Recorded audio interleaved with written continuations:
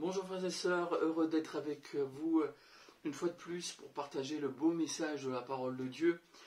J'aimerais que nous puissions tourner nos regards vers l'épître de Paul aux Galates et lire quelques versets ensemble. L'épître de Paul aux Galates au chapitre 1er et au verset 1er. Paul, apôtre, non de la part des hommes ni par un homme, mais par Jésus-Christ et Dieu le Père, qui l'a ressuscité des morts, et tous les frères qui sont avec moi aux églises de la Galatie, que la grâce et la paix vous soient données de la part de Dieu le Père et de notre Seigneur Jésus-Christ, qui s'est donné lui-même pour nos péchés, afin de nous arracher du présent siècle mauvais, selon la volonté de notre Dieu et Père, à qui soit la gloire au siècle des siècles. Amen. Et puis on lit ensemble au chapitre 5 de la même épître de Paul aux Galates et au verset 1er. C'est pour la liberté que Christ nous a affranchis. Demeurez donc fermes afin de ne pas vous mettre de nouveau sous le joug de la servitude. Amen. Voilà, j'aimerais parler avec vous pendant quelques instants d'un ami qui nous est tout à fait indispensable pour notre vie chrétienne. Et cet ami, c'est le Saint-Esprit.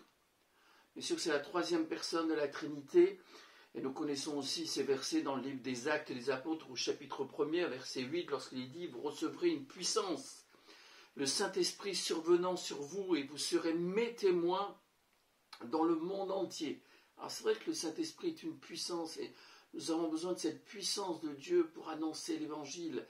Néanmoins, le Saint-Esprit est plus qu'une puissance. C'est Dieu en esprit. C'est le consolateur, le paraclète. C'est celui qui nous parle de l'amour de Dieu, qui nous révèle l'amour de Dieu, qui atteste dans notre cœur que nous sommes enfants de Dieu, que nous appartenons à notre Père Céleste. Nous savons au fond de nous-mêmes, nous tous qui avons donné notre cœur au Seigneur, qu'il y a un dépôt dans notre cœur, dans notre vie. Et que nous ne vivons pas pour ce monde d'ici-bas, pour cette terre, mais que nous vivons pour l'éternité. Il n'y a rien de plus beau que cela. Et c'est grâce au Saint-Esprit qui nous a convaincus de péché, qui nous a convaincus de la seigneurie, de la beauté de notre Seigneur Jésus-Christ, de la gloire de Golgotha, qui nous a convaincus que la mort n'est qu'un passage, et qui nous a convaincus que nous faisons partie d'une famille universelle, dont Dieu est le Père et dont Jésus-Christ est le grand frère. Donc le Saint-Esprit est là et il n'est pas qu'une puissance puisqu'il est une personne et qu'il nous parle. Dans le livre de l'Apocalypse, il est dit « Écoutez ce que l'Esprit Saint dit aux églises ». Alors, il est vraiment l'ami indispensable pour notre sanctification. Et nous avons des versets importants qui nous parlent de cet ami que Dieu nous donne à tout un chacun, à ceux qui ont fait la paix avec lui. Lorsque nous appartenons au Seigneur, nous avons le Saint-Esprit en nous. Nous avons l'Esprit de Dieu qui habite en nous. Et dans cette épître aux Galates, nous voyons l'apôtre Paul qui est en colère. Il annonce l'Évangile alors qu'il a une infirmité de la chair, un problème certainement au niveau des yeux. Et les Galates ne le rejettent pas, au contraire, ils l'accueillent comme un ange du Seigneur. Ils reçoivent l'Évangile, ils se convertissent et puis, quelque temps après, ils s'éloignent. Et ils retournent vers des choses qui ne sont pas à la gloire de Dieu. Ils ont une vie qui déplaît au Seigneur et surtout ils vont vers l'Ancien Testament, vers les 10 commandements, alors que les 10 commandements n'étaient qu'un moment de passage et que Dieu avait donné les 10 commandements pour notre instruction, mais que la loi ne nous a pas permis d'atteindre Dieu, mais la loi nous montre, les 10 commandements nous montrent notre état, nous montrent que nous ne pouvons pas plaire à Dieu par nos propres capacités, et lorsque nous avons Jésus-Christ, nous avons cette capacité de plaire au Seigneur, et n'avons pas besoin de retourner aux enseignements de l'Ancien Testament, comme la circoncision, comme d'autres enseignements qui étaient spécifiques au peuple d'Israël. Et pourtant, c'est ce que ces Galates ont fait. Et c'est ce que nous voyons au chapitre 3, où l'apôtre Paul utilise des termes qui sont très forts, puisqu'il dira « aux Galates dépourvus de sens ». qui vous a fasciné. Il y a une version qui dit qui vous a ensorcelé pour que vous n'obéissiez plus à la vérité, vous aux yeux de qui Jésus-Christ a été peint comme crucifié.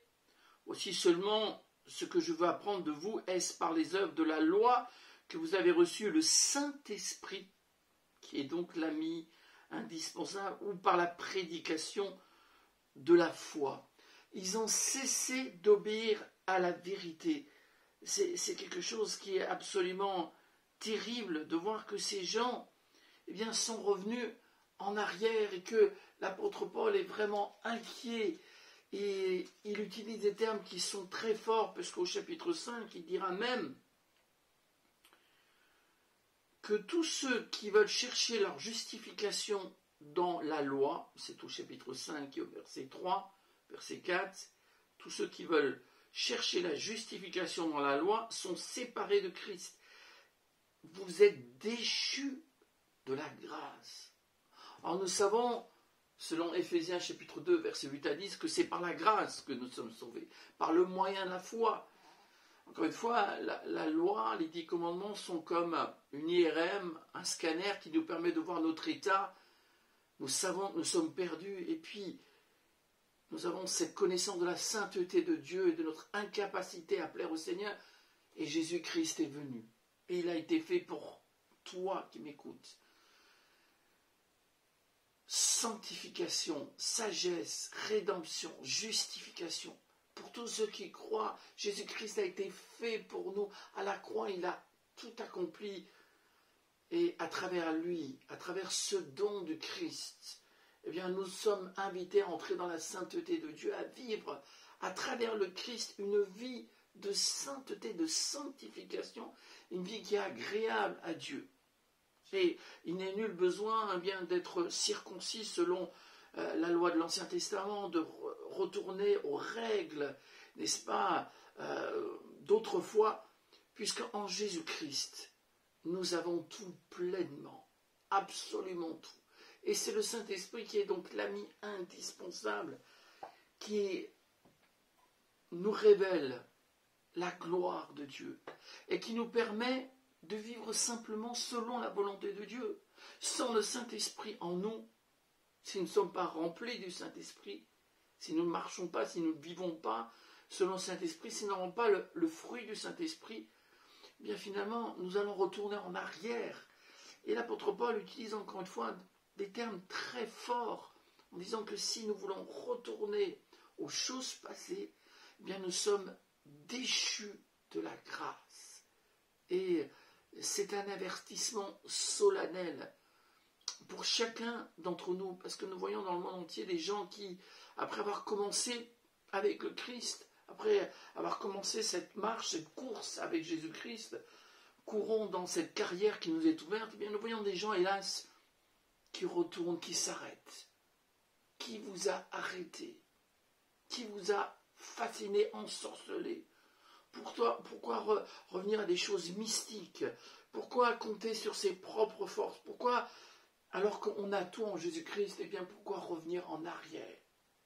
Alors j'aimerais ensemble que nous puissions voir tout ce que le Saint-Esprit nous apporte. Et j'aimerais dire qu'il est donc cet ami dont j'ai besoin, dont tu as besoin, cet ami qui est absolument indispensable. Et vous pouvez lire chez vous tranquillement tout le chapitre 5 qui nous donne vraiment la solution et qui explique que nous avons besoin du Saint-Esprit.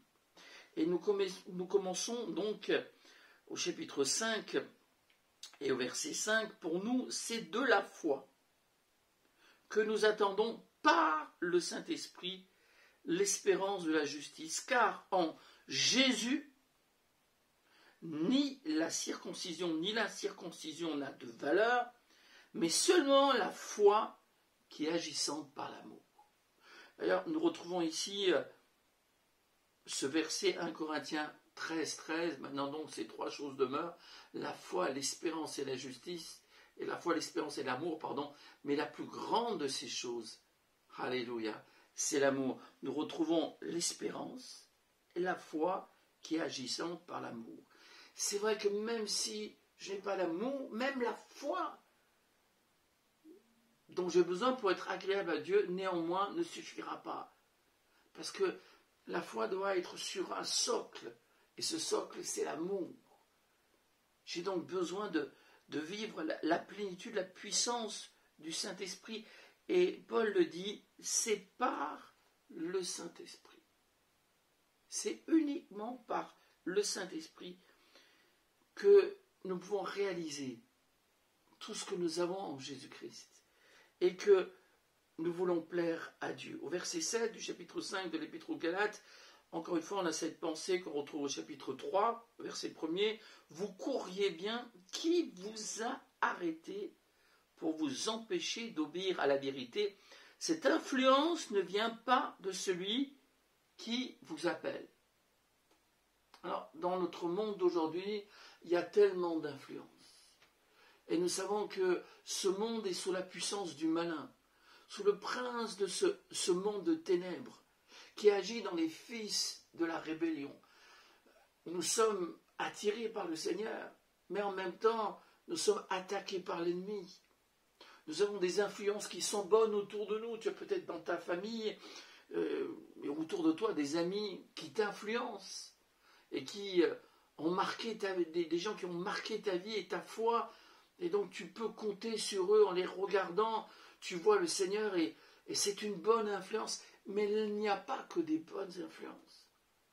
Nous sommes environnés aussi de mauvais exemples. Et j'ai toujours été étonné de la profondeur, de la stabilité de ce prophète Samuel, qui malgré tous les mauvais exemples, le sacrificateur Élie, à l'époque, était vraiment quelqu'un de superficiel. Ses fils étaient contre Dieu et méprisaient les offrandes de l'Éternel. Il vivait au milieu d'un peuple qui adorait les Baals et les Astartés. Mais néanmoins, lui, Samuel, malgré toutes ses mauvaises influences, a consacré sa vie à Dieu de telle sorte que lui seul est devenu une bonne influence pour tous ceux qui finalement ont vu en lui ce qu'il était vraiment, un prophète de l'Éternel. Ses paroles ne tombaient pas à terre, c'est-à-dire que tout ce qu'il disait avait le poids divin. Et c'est lui qui a fini par influencer les autres. Nous le voyons aussi chez Daniel et chez ses trois amis, Shadrach, Meshach et Abednego, qui ne se sont pas laissés influencer, ils ne se sont pas laissés terroriser, intimider, séduire par ce monde babylonien. Mais c'est eux finalement qui ont influencé les autres. Oui, si nous avons une vie qui plaît à Dieu, si notre foi est comme un sel, eh bien ce monde ne va pas nous corrompre et nous serons de ces gens qui vont empêcher les mauvaises influences. Mais il faut que nous gardions notre saveur. Et il me semble que dans l'épître de Paul aux Galates, nous voyons que les Galates s'étaient laissés corrompre. Ils avaient perdu leur saveur en voulant retourner à l'Ancien Testament, à des règles qu'ils n'avaient pas eux besoin de suivre. Puisque maintenant que Jésus-Christ est venu, nous avons tout pleinement en Christ. Et il n'y a aucune différence pour aucun être humain. En Jésus, nous avons tout pleinement. C'est terrible, après avoir vécu des miracles, après avoir goûté à la puissance du Saint-Esprit, c'est terrible de voir des gens qui se lassent, qui s'arrêtent, qui parfois même deviennent des ennemis du Seigneur. Lorsque nous laissons la chair agir en nous et prendre le contrôle, à ce moment-là, nous devenons ennemis de Dieu. Nous ne pouvons pas plaire à Dieu. Même si nous lui appartenons, nous allons produire le fruit de la chair. Et nous le voyons au chapitre 5, au verset 19. Or, les œuvres de la chair sont manifestes, sont l'adultère, l'impudicité, l'impureté, la dissolution, l'idolâtrie, la magie, les inimitiés, les querelles, les jalousies, les disputes, les sectes, l'envie, les meurtres, l'ivrognerie, les excès de table et les choses semblables. Je vous dis d'avance, comme je l'ai déjà dit, que ceux qui commettent de telles choses n'hériteront point le royaume de Dieu. Oui, si je vis constamment dans la chair, je vais de plus en plus m'éloigner à Dieu. Et si je vis dans la chair, c'est que je ne suis pas en communion avec le Seigneur. Nous voyons bien dans les épîtres de Timothée un homme comme Démas, qui pourtant suivait l'apôtre Paul et suivait le Seigneur. Eh bien, l'apôtre Paul est obligé de dire « Démas m'a abandonné par amour pour le siècle présent ». Il a laissé la chair inonder sa vie, et au lieu de porter sa croix, il est retourné aux affaires de ce monde. Mon frère, ma soeur, cher ami, tu as besoin de vivre chaque jour dans les plans de Dieu. Le Seigneur revient. Nous voulons même hâter son avènement. Nous voulons aimer son avènement. Nous ne voulons pas, gâcher, tout ce que le Seigneur nous a donné. Nous voulons avoir une couronne de justice à jeter aux pieds du Seigneur. Et c'est pour cela que chaque jour, alléluia, chaque jour, il nous faut porter notre croix. Cette chair doit être crucifiée parce que nous sommes au Seigneur. Nous voulons appartenir au Seigneur. C'est ce qui est dit au chapitre 5, verset 24, c'est toujours de la même épître aux Galates. Ceux qui sont à Jésus-Christ. Est-ce que tu es à Jésus-Christ? Est-ce que tu lui appartiens? Si tu es à Jésus-Christ, tu as crucifié la chair avec ses passions et ses désirs. Oui, alléluia, Seigneur, nous avons besoin que par le Saint-Esprit, notre chair soit crucifiée. Le diable nous promet tellement de choses. Nous voudrions vivre une vie facile, superficielle, et puis obtenir ce qui est meilleur. Nous voudrions passer à travers ce monde sans souffrance, mais la Bible nous dit qu'il y a une vallée de l'ombre de la mort. La Bible dit que, il y aura la vérification de notre foi, le test de notre foi. Il y aura des épreuves. Jacques en parle, Pierre en parle dans ses 2 épîtres, Paul en parle en disant « J'estime que les souffrances du temps présent ne sauraient être comparées à la gloire qui va être révélée pour nous. » Alors tout ça c'est vrai. Nous allons passer par des moments difficiles. Et il faut se préparer pour ce moment, ce jour de l'enlèvement dont parle Paul aux Thessaloniciens. Et je crois que ce sont ceux qui vivent selon l'Esprit de Dieu, qui marchent selon l'Esprit de Dieu, qui seront enlevés. Ceux qui vivent selon la chair, ne profiteront pas de cette gloire de Dieu. Ceux qui ne sont que des chrétiens de nom, et ceux qui finalement reviennent en arrière, reviennent à leurs anciens péchés. Ceux qui jettent le nom de Jésus en pâture, ne profiteront pas de la grâce de Dieu et de ce moment glorieux. Le Seigneur vient à notre rencontre, nous irons à sa rencontre dans les airs. J'aimerais vous rappeler, Galates 5.1, c'est pour la liberté que Christ t'a affranchi. Jésus nous a dit, si moi je vous affranchis, vous serez réellement libres. Et nous avons goûté à cette liberté du Seigneur. Nous ne voulons plus être pris par ces mauvaises influences. Nous ne voulons pas que le péché fermente en nous et que le péché gangrène toute notre vie spirituelle et que nous laissions abattre. La Bible dit que ceux qui sont nés de Dieu triomphent de ce monde. Que la victoire qui triomphe du monde, c'est notre foi. À condition, bien sûr, que nous restions attachés à la vérité de Dieu. Nous avons été arrachés à ce monde de ténèbres. Dieu nous a offert sa merveilleuse liberté. Nous sommes libres. Là où est le Saint-Esprit, là est la liberté. Le Seigneur, c'est l'Esprit, et là où est l'Esprit du Seigneur, là est la liberté. Nous avons la liberté d'entrer dans la présence de Dieu. Nous avons la liberté de nous jeter devant le trône de la grâce, de dire, Seigneur, secours-moi pour tous mes besoins, que je ne me laisse pas arrêter par la peur, que je ne me laisse pas intimider, qu'aucune mauvaise influence ne vienne détruire cette vie de Dieu en moi. Oui, fais de moi, Seigneur, un Daniel, fais de moi un Samuel, que je sois comme ces 120 le jour de la Pentecôte, rempli du Saint-Esprit, et que rien ne m'arrête. Nous voulons préparer la seconde venue du Seigneur. Alors, on va revenir à cet ami indispensable, qui est le Saint-Esprit. c'est bien le Saint-Esprit qui va vivifier en nous cet amour. Étant en communion avec le Seigneur, eh bien, en croyant en lui, c'est par l'Esprit que nous irons de l'avant.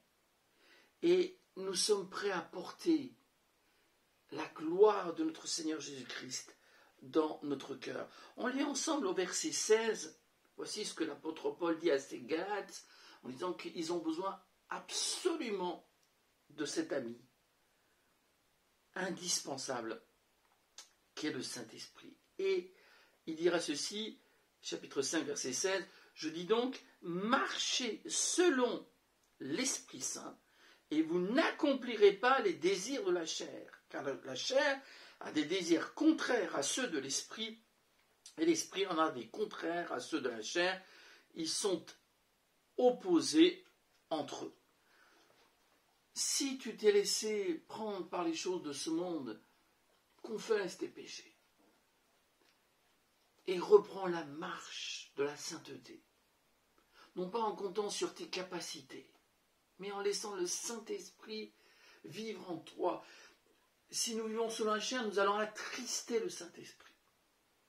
Mais si nous commençons à marcher selon l'Esprit, qui nous amène dans une sanctification à la gloire de Dieu, qui nous amène dans un équilibre qui plaît au Seigneur, nous allons mettre Dieu en premier en lisant sa parole.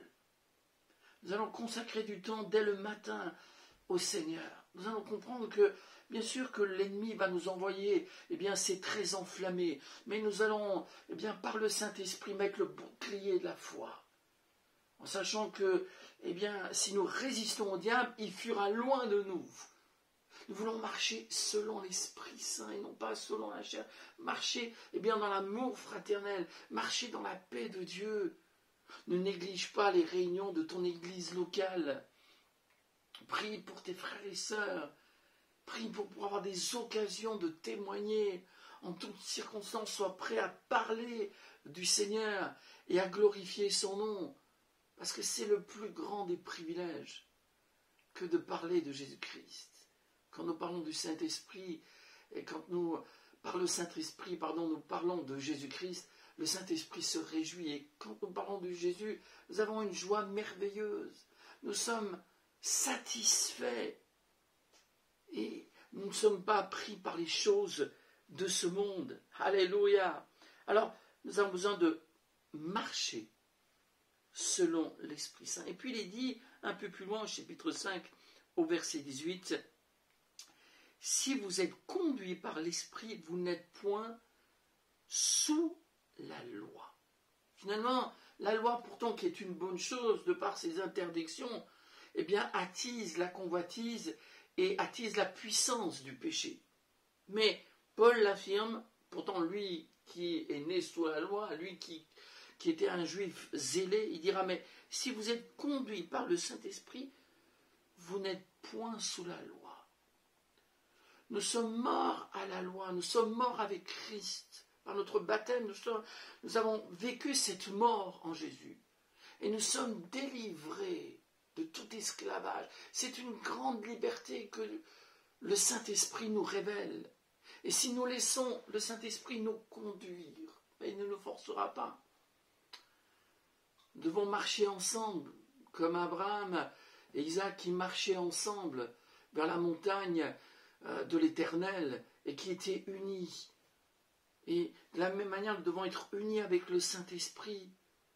Il y a des versets très forts dans la parole de Dieu qui disent que finalement, il faut qu'il y ait cet accord. Il a apparu bon au Saint-Esprit à nous, n'est-ce pas, de laisser partir Paul et Silas, pour Paul et Barnabas, pour l'œuvre de Dieu. Dans le livre de l'Apocalypse, il est dit, et le Saint-Esprit et l'Esprit et l'épouse disent, viens Seigneur Jésus, il y a cet accord. Dieu ne te forcera pas, mais il t'invite. Il t'invite à être en communion avec lui. Et par le Saint-Esprit, si tu te laisses conduire par le Saint-Esprit, les véritables hommes et femmes de Dieu se laissent conduire constamment par le Saint-Esprit. L'apôtre Paul était prêt à évangéliser, néanmoins il cherchait la face de Dieu et demandait au Seigneur de le conduire. Et toi, ne te précipite pas à droite et à gauche. Mais prends le temps de chercher la face de Dieu. Parce que selon le prophète Ésaïe, c'est dans le calme et la confiance que sera notre force. C'est lorsque nous disons, Seigneur, dirige ma vie, conduis-moi, Seigneur. Je sais que toi, tu es le maître de toutes choses, tu connais tout, les moindres détails. Je sais que toute chose concourt au bien de ceux qui aiment Dieu, et je veux aimer Dieu. Je veux vivre selon son dessein, et pour cela, j'ai besoin d'un ami qui est indispensable. C'est la personne du Saint-Esprit. Je veux marcher et je veux me laisser conduire par le Saint-Esprit. Et donc je suis libre de la loi qui condamne et je suis sous la grâce. Si donc je marche selon le Saint-Esprit et je me laisse conduire par le Saint-Esprit, je vivrai le fruit du Saint-Esprit. Tout à l'heure, quelques instants, nous avons parlé du fruit de la chair qui est terrible. Finalement, tout ce qui est charnel se manifeste tôt ou tard. Et un homme, une femme qui vit selon la chair va montrer tôt ou tard leurs actions, leur mauvaise conduite. Si si un couple vit selon le Seigneur, tôt ou tard on verra le bon fruit. Et le fruit de l'esprit, il est parfait. Ce n'est pas notre fruit.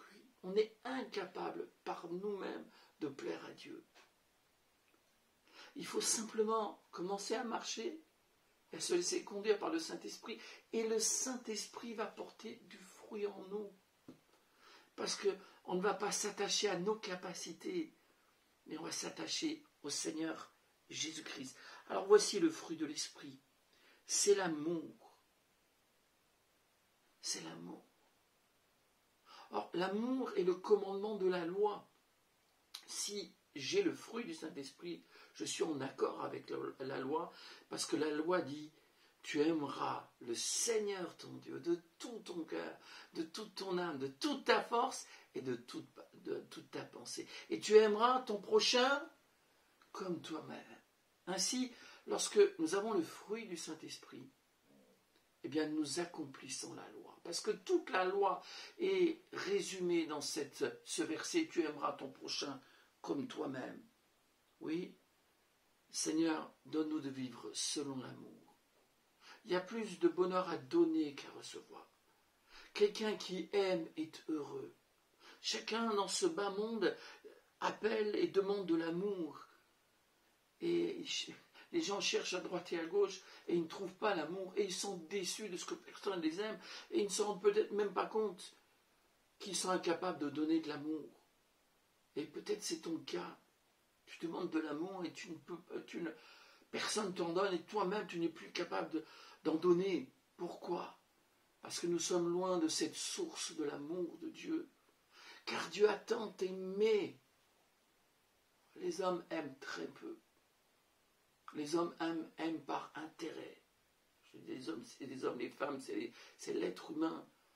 Nous voyons tous les jours comme cette source de l'amour humain, cette source, elle tarit de plus en plus. Mais Dieu lui a tellement aimé qu'il a donné son Fils unique. Et Jésus nous a tellement aimés qu'il nous a donné le Saint-Esprit. Et quand le Saint-Esprit vit en nous, quand le Saint-Esprit vit en toi, alors il réalise ce que tu ne peux pas faire, ce que je ne peux pas faire. La chair ne peut pas donner ce qu'elle n'a pas. Elle est morte en elle-même, elle est limitée. Mais alléluia, le Saint-Esprit en nous, l'ami indispensable, le Saint-Esprit, va produire un fruit merveilleux. Alors, vous savez que le fruit, c'est quelque chose qu'on ne voit pas tout de suite, il faut du temps. Nous ne sommes pas dans ce qui est automatique, instantané, nous ne sommes pas dans ce qui est tactile, n'est-ce pas, au niveau du portable, de la vie d'aujourd'hui, de la télévision, on appuie pour le fruit, pour la nature, pour les choses de la vie. Il faut 9 mois pour qu'un bébé vienne au monde. Il faut une saison, il faut des saisons pour que nous puissions voir le fruit. Et c'est pour cela qu'il ne suffit pas d'être saint pendant une journée. Il ne suffit pas de marcher un jour avec Dieu et puis de s'arrêter et puis bien de faire une journée en arrière, de s'éloigner et puis de revenir. Si tu veux du fruit, il faut que tu marches, il faut que tu te laisses conduire. Il faut que tu vives par le Saint-Esprit. Et il y aura ce fruit merveilleux de l'amour.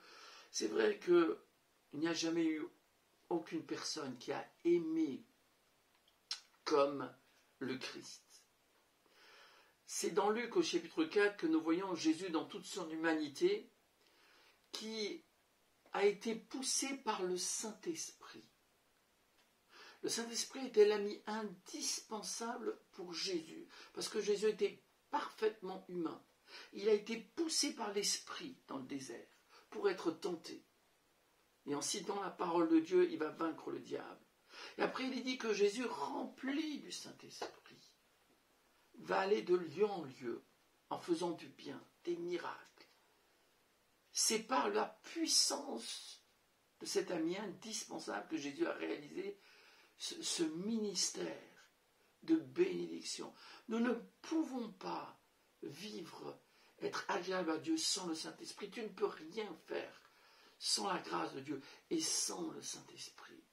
Et le Saint-Esprit est attristé lorsque nous vivons selon la chair. Alors, Seigneur, donne-nous, par ta grâce, de laisser le Saint-Esprit agir en nous. Le fruit de l'Esprit, c'est l'amour, c'est la joie. Enfin, lorsque nous allons dans les églises, eh bien, nous ne voyons plus cette joie. Un chrétien triste est un triste chrétien. Quelqu'un qui est rempli du Saint-Esprit est joyeux. Il est même dit des Thessaloniciens que même au milieu de leurs épreuves, de la persécution de leurs compatriotes, ils avaient la joie du Saint-Esprit. Les premiers chrétiens dans les Actes des Apôtres, lorsqu'ils ont été frappés, eh bien, ont été remplis de joie. C'était une grande joie pour eux d'avoir été jugés dignes de souffrir, eh bien, pour le nom de Jésus-Christ. Mais c'est quelque chose d'étonnant. Le fruit du Saint-Esprit, c'est la joie. Même au milieu de la persécution, de l'opposition, si je plais à Dieu, je suis rempli de cette joie ineffable et glorieuse. La paix, Seigneur, donne-nous cette paix merveilleuse qui surpasse toute intelligence. Mais si je suis rempli du Saint-Esprit, j'aurai cette paix qui va être un merveilleux témoignage. Les gens ne vont pas comprendre, nous soyons en paix dans les difficultés que nous vivons. Mais si nous sommes agréables à Dieu, nous sommes dans la paix. Le prophète Daniel, pour revenir à son exemple merveilleux, était dans la paix lorsqu'on l'a jeté dans la fosse de lion. Et les lions n'ont pas pu le tuer. Quand nous sommes agréables à Dieu, nous avons cette paix extraordinaire que le monde ne peut pas comprendre. Parce que le monde ne connaît pas l'Esprit Saint. Mais nous le connaissons. Et le fruit du Saint-Esprit, c'est la paix, c'est la patience. Là aussi, il y aurait beaucoup à dire dans un monde où finalement on veut tout, toujours, tout de suite. Eh bien, le fruit du Saint-Esprit, c'est la patience. Seigneur, donne-moi d'être patient, de compter sur toi, la bonté, la fidélité. Qui trouvera un homme, une femme fidèle, dira le livre des Proverbes. Le Saint-Esprit nous rend fidèles. La douceur, la tempérance ou la maîtrise de soi. Mais c'est tout à fait extraordinaire.